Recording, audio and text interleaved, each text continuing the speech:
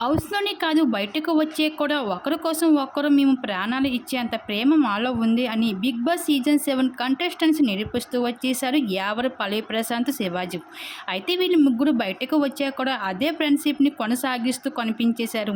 కాకపోతే ఇప్పుడు వీళ్ళు ముగ్గురు సెపరేట్ అయిపోవడం జరిగింది. యావర్ పలు టీవీ షోల్లో డాన్స్ పెర్ఫార్మెన్స్ చేస్తూ ఉండగా, శివాజీ రాజకీయాల్లో వెళ్ళిపోవగా, పల్లవి ప్రశాంత్ ఇటీవల ఇన్‌ఫ్లుయెన్స్ కెరీర్‌ని కొనసాగిస్తూ కనిపించేస్తున్నాడు.